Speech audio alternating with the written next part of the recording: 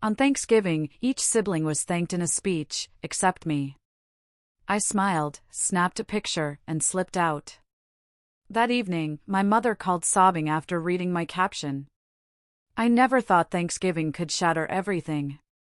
But when my own mother skipped me entirely in her family speech, I realized I'd been invisible my whole life, and I was finally ready to do something about it. The scent of roasted turkey and warm spices usually filled our home with comfort, a comforting blanket of November memories. But this year, a different kind of tension hung in the air, thick and unspoken, just waiting to break. Mom stood at the head of our dining table, wine glass raised, her cheeks flushed from the Florida Chardonnay she'd been sipping since noon. The chandelier above cast a soft glow across the feast, turkey, stuffing, all the dishes that always made our house smell like childhood. 23 people crammed into that room. My cousin Jessica squeezed beside aunts, Dad's business partners wedged between family members. Just the usual, beautiful chaos of a Harper family holiday. I want to say something before we eat, Mom announced, tapping her glass with a fork until all conversation died down. About how blessed I am to have such incredible children. My stomach clenched. I'd heard versions of this speech countless times, but her tone tonight, it made me slowly set down the cranberry dish I was holding. She started with my older brother, David, talking about his promotion to senior partner at his law firm. How proud she was of his dedication, how he'd always been the responsible one, always made smart choices. David grinned, raising his beer bottle while his wife, Lisa, squeezed his shoulder. Everyone clapped. Then came my sister, Sarah. Mom's voice actually cracked with emotion as she praised Sarah's work as a pediatric nurse, saving lives every single day. Her compassion, Mom said, knew no bounds. Sarah wiped at her eyes, mouthing "I love you" across the table. More applause. My younger brother, Kevin, was next. The baby of the family at 26, recently engaged to his college sweetheart, Chloe. Mom went on about his creativity, his freelance graphic design business taking off, how he'd always marched to the beat of his own drum, and she admired his courage. Kevin actually stood up and took a bow, making everyone laugh. I sat there, waiting. My turn had to come next. There were only 4 of us, after all. Mom raised her glass higher. To my wonderful children, thank you for making me so proud. Everyone drank. Everyone clinked glasses. Everyone started reaching for serving spoons and passing dishes. She'd skipped me entirely. I'm Harper, 31 years old, the second child, sitting right there at that table. I'd driven 4 hours from Denver to be there. I brought the sweet potato casserole nobody else wanted to make and the expensive wine Mom specifically requested. I arrived early to help set up and stayed late last Thanksgiving to clean. For a moment, I couldn't move. Couldn't breathe. The noise of 23 people serving themselves dinner roared in my ears like static. Harper, pass the rolls, my cousin Jessica asked, snapping me back. I handed them over with a smile. That's what I'm good at, smiling when it hurts. Here's the thing about being forgotten, it's rarely just once. It's a pattern you don't want to acknowledge because acknowledging it makes it real. It makes it something you have to deal with instead of something you can pretend not to notice. I'm a high school English teacher. Not a lawyer like David. Not saving lives like Sarah. Not running a trendy creative business like Kevin. Just a teacher. I've been at Lincoln High for 7 years now. And I'm good at what I do. Really good. Last year, 3 of my students' college essays got them into Ivy League schools. I started an after-school creative writing program that's become one of the most popular activities at school. I was even nominated for Teacher of the Year. But my mother can never remember which grade I teach, or what the name of my school is. She's never asked to read any of the student work I'm proud of. When I mention my job at family gatherings, her eyes glaze over before she changes the subject.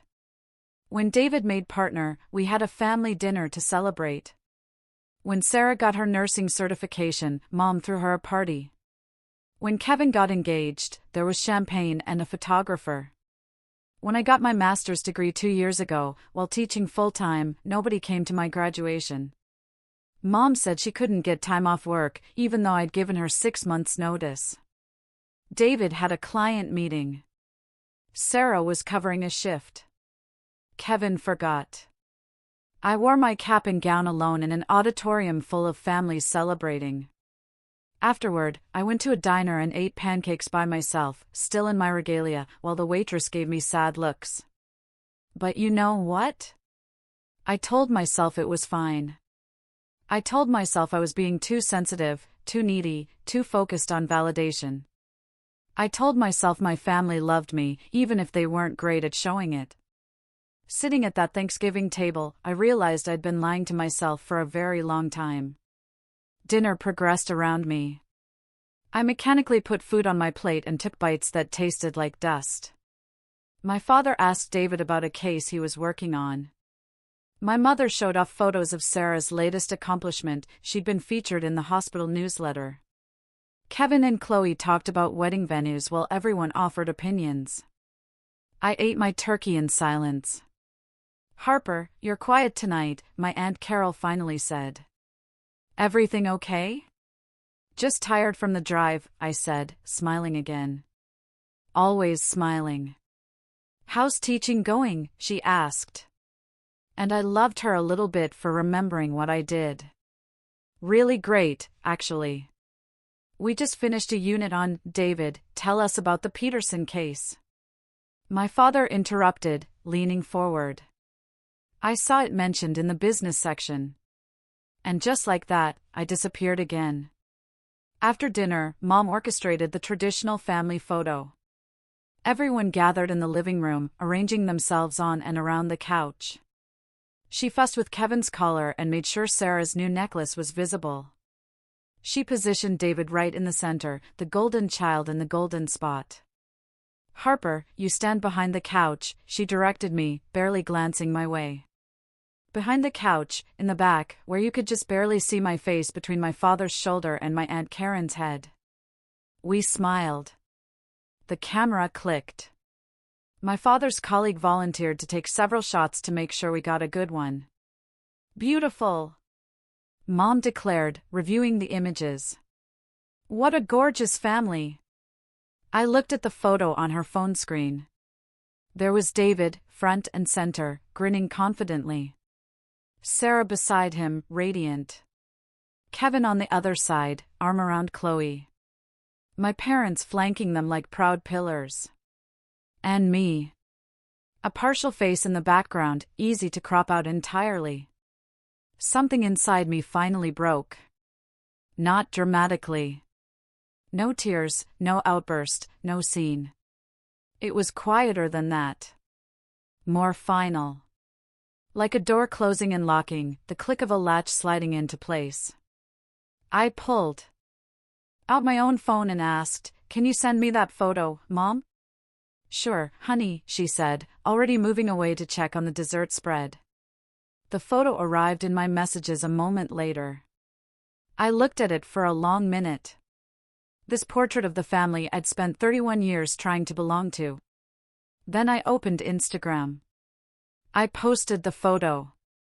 All of it, with my partial face barely visible in the background. And I wrote a caption. "Grateful this Thanksgiving for finally understanding where I stand. To the family that raised me, I hope my absence feels exactly as heavy as my presence did. Don't worry about reaching out. I've already spent a lifetime reaching first. Consider this my official resignation from a position I was never quite right for anyway. I wish you all nothing but happiness. You'll have to find it without me now." I didn't add hashtags. Didn't tag anyone. Just posted it and set my phone to silent. Then I walked back into that living room where dessert was being served and pumpkin pie sliced and people were laughing. And I picked up my coat from the front closet. "Leaving already?" Sarah asked, balancing a plate with 3 different kinds of pie. "Long drive back," I said lightly. "You know how it is." "Drive safe," she called, already turning back to her conversation. I said quiet goodbyes to a few relatives, hugged my dad, who barely paused his conversation with David, and walked out the front door into the November evening. The air was crisp and cold, smelling of wood smoke from someone's fireplace. I got in my car, started the engine, and sat there for a moment with my hands on the steering wheel. I felt lighter than I had in years. The drive back to Denver was peaceful. I listened to a podcast about the history of mythology and stopped at a rest area for coffee that actually tasted good for once. I thought about my students and the lesson plans I was excited about for the following week. I thought about the book I was reading, the plant I needed to repot in my apartment, the yoga class I wanted to try on Sunday. I thought about myself, alone, and realized I preferred it to sitting in a crowded room where nobody saw me anyway. Somewhere around mile marker 73, I started remembering other holidays. The memories came unbidden. A flood of moments I'd carefully filed away in the part of my brain labeled, "It's fine. Don't think about it." My 16th birthday fell on a Saturday. I'd mentioned wanting to go to this new Italian restaurant downtown. Nothing fancy, just somewhere different from the usual chain places we frequented. Mom said we'd definitely do something special. When the day came, David had a basketball tournament. Sarah had made plans with friends she couldn't cancel. Kevin was too young to care. My parents took me to the same chain restaurant we always went to, the one with the singing waiters and unlimited breadsticks. Dad checked his phone through dinner. Mom kept texting updates to David about his game. The waiter sang to me while I sat there with a forced smile, a candle flickering in a free dessert brownie, wishing I was anywhere else. "Make a wish, honey," Mom had said, already gathering her purse to leave. I wished to matter. 16 years old and already knowing I didn't. Then there was the time I directed the school play during my senior year. It was a huge undertaking. I convinced the drama teacher, Ms. Lee, to let me assistant direct. Spent months working on it. Poured every ounce of creative energy into making it special. Opening night, I had 2 comp tickets waiting at will call for my parents. They never showed. Sarah had a nursing school exam to study for. David was busy with law school applications. Kevin had a friend's birthday party. I stood backstage after the final curtain call, watching my castmates hug their families, and pretended I needed to stay late to clean up. Ms. Lee knew. She bought me ice cream on the way home and told me I had a gift for bringing out the best in people. I cried in her passenger seat while she pretended not to notice. College graduation was another erasure. I'd worked 2 jobs to afford a state school, maintained a 3.8 GPA, earned departmental honors in English. The ceremony was outdoors in May, sunny and hot, rows of graduates in black caps and gowns. When they called my name, I walked across that stage knowing nobody I was related to had bothered to come. Mom said the drive was too far. Dad had a golf tournament he couldn't miss. My siblings all had various excuses that boiled down to, "It's not that important." But when David graduated law school 2 years later, we all flew to Chicago for a long weekend. When Sarah got her Bachelor of Science in Nursing, there was a party with a cake that said "Our Nurse" in blue frosting. When Kevin finished his associate degree at community college, Mom posted about it on Facebook 17 times. My achievements were met with "That's nice, honey," and subject changes. Theirs were celebrated, documented, treasured. The pattern was so consistent, I started to anticipate it. Dread it. Then eventually, I stopped sharing my good news altogether. What was the point? I got my teaching license and didn't tell anyone until months later when it came up in passing. I won a district-wide award for innovative teaching methods and mentioned it once before Mom redirected the conversation to Kevin's new freelance client. I learned to keep my joy to myself. To celebrate alone. To lower my expectations until they were subterranean. And still, somehow, my family managed to tunnel underneath them. The highway stretched ahead of me, headlights cutting through the November darkness. Rain started to fall, light at first, then steadier. The rhythmic swish of windshield wipers was almost meditative. I thought about all the times I'd made excuses for them. They're busy. They don't mean to overlook me. Every family has its dynamics. I'm too sensitive. I need to be more understanding. I should be grateful for what I have instead of focusing on what I don't. But here's the thing. I'd spent decades being understanding. I bent over backward to accommodate everyone else's schedules, everyone else's priorities, everyone else's feelings. And where had it gotten me? Standing behind a couch in a family photo, half cropped out, literally and metaphorically invisible. My phone stayed silent until I was about 30 minutes from home. Then it started. First came a text from Sarah, "Harper, what the hell? Take down that post." Then David, "This is really inappropriate. We need to talk." Kevin, "Dude, not cool." I didn't respond to any of them. The messages kept coming as word spread, as people saw the post, as screenshots circulated. Cousins I barely knew weighed in. Friends of siblings sent confused messages. My Aunt Carol texted, "I'm sorry you're hurting." That one I appreciated, but I still didn't reply. My phone was ringing when I pulled into my apartment complex. Mom's name flashed on the screen. I let it go to voicemail, grabbed my bag, and headed up to my second-floor studio.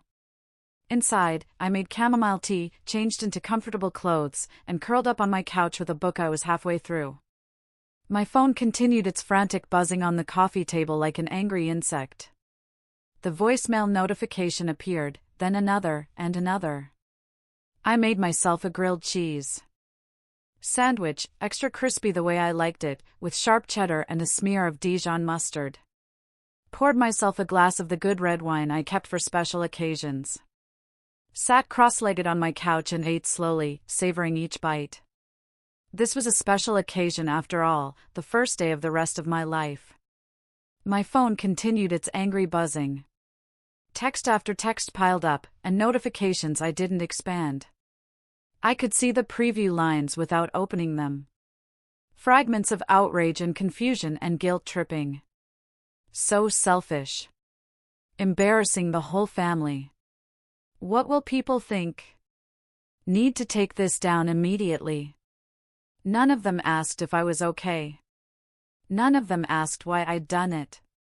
The focus was entirely on their discomfort, their embarrassment, their inconvenience. Even in crisis, even in confrontation, I remained secondary to their feelings. It was almost funny. Around 10 o'clock, I finally listened to the first voicemail. My mother was sobbing. Actually sobbing, her words barely coherent through the tears. "Harper, please, please call me back. I don't understand why you're doing this. What did I do wrong? I've tried so hard to be a good mother, and you post something like this for the entire world to see? How could you humiliate me like this? People are asking me questions. Your father is furious and I don't understand. Please take it down. Please call me. Please." I saved it and moved to the next one. This one was different. Still crying, but quieter. I keep looking at the photo and "Harper, I included you in the picture. You were there. I don't understand what you wanted from me. What did I miss?" The third voicemail came closest to self-awareness. Sarah reminded me about my graduation. She said, her voice small, "I'm so sorry I missed it, baby. Work was just so busy that week." And I guess I thought there would be other chances to celebrate, but you never said you were upset about it. You never told me it mattered to you. How was I supposed to know? I deleted that one immediately. Here's what people like my mother don't understand: you shouldn't have to beg someone to care about you. You shouldn't have to perform pain to prove you're hurting. You shouldn't have to explicitly request the bare minimum of acknowledgement. A parent should notice when their child is drowning. A parent should care enough to look. I made another cup of tea and blocked my family's numbers. All of them. Then I made my Instagram account private and declined all pending follow requests from relatives. The silence that followed felt like relief. The next morning, I woke up to an email from my father. The subject line read, "Family discussion required." I deleted it without reading. There was also an email from my Aunt Carol with a kinder subject line, "Thinking of you." I opened that one. "Harper, I won't pretend to know everything about your relationship with your mother and siblings, but I've watched you at family gatherings for years. I've seen you try. I've seen you overlooked. Whatever you decide to do moving forward, I want you to know that some of us see you. Some of us have always seen you. You deserved better. I hope you find peace. Love, Aunt Carol." I cried then for the first time since leaving that Thanksgiving dinner. Hard, gasping sobs that I muffled into my couch cushions. But they were cleansing tears, the kind that wash away years of accumulated hurt. Carol had seen me. All this time, someone had actually noticed. I thought about how she always asked specific questions about my teaching, remembered the names of students I'd mentioned, sent me articles she thought I'd find interesting. How she'd sought me out at family gatherings when everyone else left me to fade into the background. How she'd commented on my Instagram posts about my classroom projects when my own mother scrolled past them without acknowledgement. She'd been bearing witness to my invisibility, probably feeling helpless to fix it, definitely aware that something was deeply wrong with how my immediate family treated me. The validation of that, of knowing I wasn't imagining it, wasn't being too sensitive, wasn't making something out of nothing, broke something open inside me. Monday came. I went to work.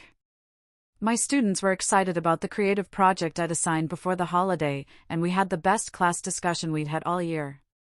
During lunch, my colleague Maria asked how my Thanksgiving was. "Enlightening," I said, and meant it.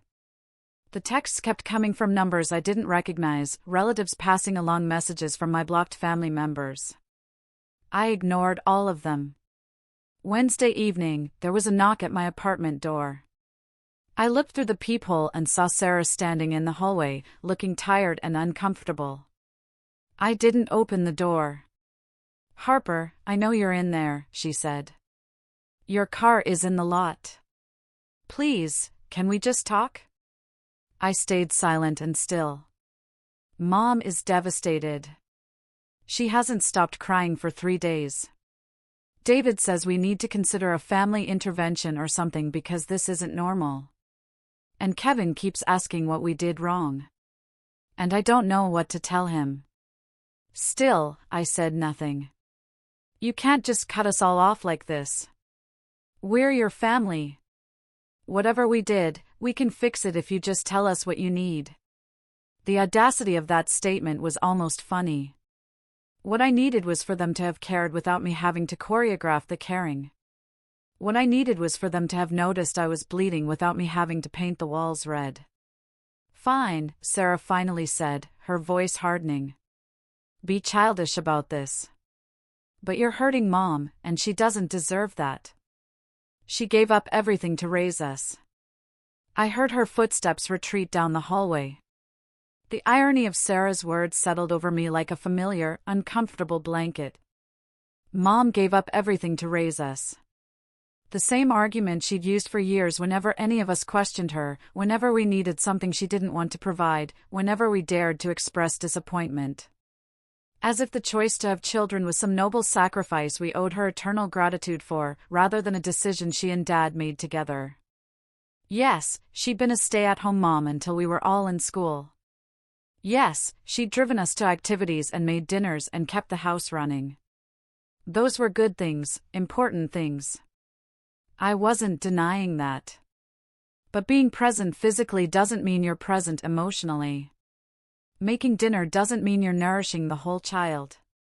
Driving kids to soccer practice doesn't mean you're paying attention to who they actually are.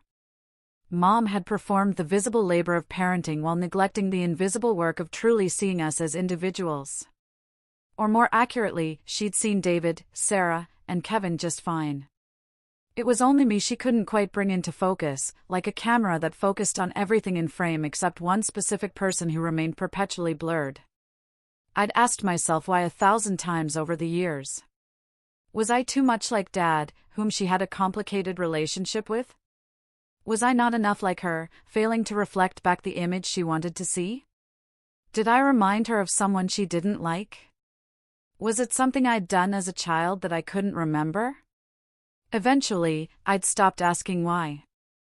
The reason mattered less than the result. That night, I started writing. Not for them, for me. I wrote about every forgotten moment, every overlooked achievement, every time I swallowed disappointment and told myself it was fine. I wrote about my graduation day and the diner pancakes. I wrote about the master's degree nobody acknowledged, the classroom successes nobody asked about, the 31 years of existing in peripheral vision. I wrote until my hands cramped and my eyes burned. And when I finished, I had 60 pages of truth. I saved the document, titled it Invisible, and sent it to exactly one person, Aunt Carol. Her response came an hour later. "Oh honey, I'm so sorry. Would you like to come to dinner next week? Just you and me?" I accepted. The weeks passed. December arrived with its cold rain and early darkness. I threw myself into work, spending extra time with students who needed help, developing a spring curriculum I was genuinely excited about. I started going to that yoga class and discovered I was terrible at it but enjoyed it anyway. I adopted a cat from the shelter, a scruffy orange tabby with one damaged ear who'd been overlooked for months. I named him Atticus. My blocked family members apparently discovered email next, because my inbox filled with messages I deleted without reading. The subject lines told me enough. "We need to talk. This has gone too far. Family shouldn't do this." Christmas approached, and with it came a physical letter in my mailbox. My mother's handwriting on the envelope. I almost threw it away unopened, but curiosity won. Inside was a card with a snowy landscape and gold lettering. Her message was brief. "Harper, please come home for Christmas. Whatever I did, I'm sorry. I love you. Your room is ready." Mom. My room. The smallest bedroom in the house. The one that had become a storage area after I moved out. The one where my high school trophies and awards had been packed away to make room for Kevin's gaming equipment. I put the card in my recycling bin. On Christmas Eve, I had dinner with Aunt Carol at a cozy Italian restaurant downtown. She didn't ask me about the Instagram post or family drama. Instead, she asked about my students, my cat, my favorite books. She told me about her recent trip to Austin and showed me photos of Pike Place Market. "Your mother asked me to talk to you," she admitted over tiramisu. I told her I wouldn't. "This isn't something I can mediate." "Thank you," I said. She genuinely doesn't understand. You know, in her mind, she was present at the holidays. She provided for all of you. She showed up. She doesn't see the gaps because they weren't gaps to her. That doesn't make them not gaps, Carol agreed. No, it doesn't. We sat in comfortable silence for a moment. "Are you happier now?" she asked gently. I thought about my quiet apartment, my cat purring on my lap while I graded papers, my students' excited faces when we discussed poetry, the peace of not waiting for a phone call that never came or recognition that never arrived. "Yes," I said. "I really am." January brought a new semester and new students. One of them, a quiet junior named Olivia, stayed after class one day. "Miss Harper," she said hesitantly, "I just wanted to say that your class is the only place where I feel like someone actually listens to me." My heart cracked open a little. "I'm glad you're here, Olivia. I always listen." "I know," she said. "That's what makes it different." After she left, I sat at my desk thinking about visibility and invisibility, about the students who felt unseen at home and came to my classroom looking for someone to notice them. I understood them in ways I'd never been able to articulate before. Maybe that Thanksgiving, as painful as it was, had given me something valuable, clarity about who I was and what I needed. Permission to stop begging for scraps from people who would never fill my plate. In February, I got a Facebook message from David. Somehow, he found a way past my blocks through an old account I rarely checked. Harper, this is ridiculous. It's been months. Mom's birthday is next week, and she wants you there. Can you please just let this go and come home? We're a family. This is what family does. We forgive each other and move forward. I read it twice, then typed a response. David, I've spent 31 years forgiving and moving forward. I forgave every forgotten moment, every dismissed achievement, every time I was invisible in my own family. I moved forward from my graduation that nobody attended, from speeches that erased my existence, from photos where I was an afterthought. I'm done forgiving things that haven't stopped happening. I'm done moving forward into more of the same. You want to know what family does? Family shows up. Family notices. Family cares without being asked. I hope you all find that with each other. I found it elsewhere. I blocked that account, too. Spring came with its cherry blossoms and longer days.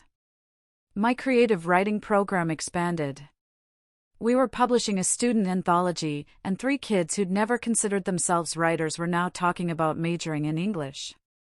I got a commendation from the principal for exceptional dedication and innovation in education. I took a photo of the certificate and posted it on my now private Instagram with the caption, "Sometimes you bloom better in different soil." Only my real friends saw it. They commented with congratulations and heart emojis. None of them were related to me by blood. In April, Aunt Carol invited me to her book club. I met women of various ages who read voraciously and debated passionately and asked thoughtful questions about my teaching. One of them, a retired professor named Eleanor, became a mentor. Another, a woman my age named Sophia, became a close friend. I built myself a chosen family carefully and intentionally, out of people who actually wanted me around. My mother's birthday came and went. I didn't send a card. Kevin got married in June, and the invitation that appeared in my mailbox went straight into the trash. I heard through the grapevine, Aunt Carol, who I explicitly told could share information with me, but not about me, that it was a beautiful wedding. I was at the beach that day with Sophia, reading a novel and drinking overpriced lemonade, not thinking about weddings at all. Late June brought a surprise. A letter from Sarah, delivered to my apartment. Someone had tracked down my current address.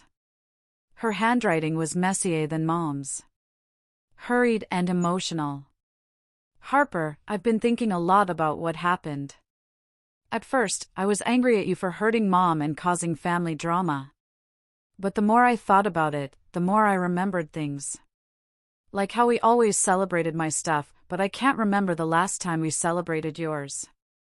Or how I always assumed you were fine because you never complained. I'm starting to realize that maybe you were never fine and we just didn't ask. I don't expect you to forgive us or come back. I just wanted you to know that I'm sorry. I see it now. I'm sorry I didn't see it then. Your sister, Sarah. I read it 3 times. It was the closest thing to real acknowledgement I'd ever received from any of them. I didn't respond, but I didn't throw it away either. I put it in a drawer in my desk where it sits to this day.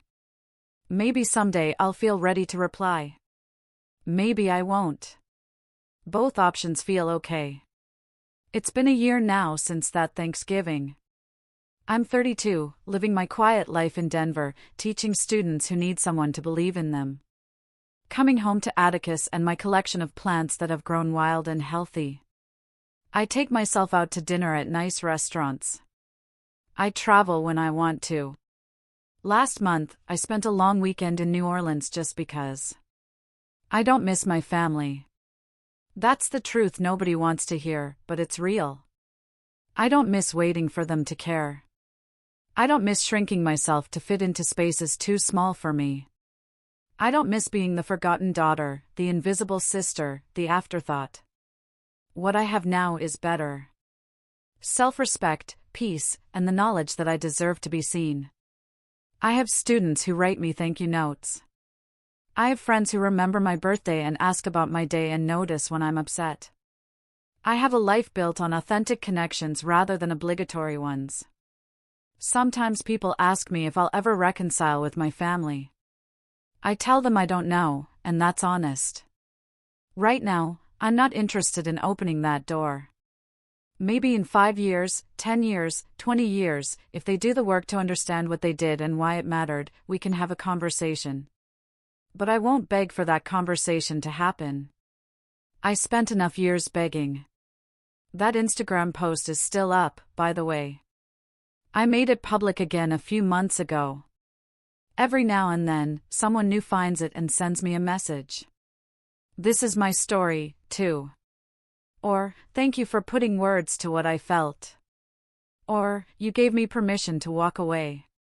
Those messages matter to me more than any family reunion ever could. Because here's what I learned that Thanksgiving, being related to someone doesn't obligate you to suffer. Blood doesn't excuse neglect. And sometimes, the most loving thing you can do for yourself is let go of people who never held onto you in the first place. I am no longer the girl standing behind the couch, half visible, hoping someone will notice me. I'm the woman who walked out of the frame entirely and built her own portrait, one where she's front and center in her own life. Have you ever had to walk away from people you love to finally find yourself?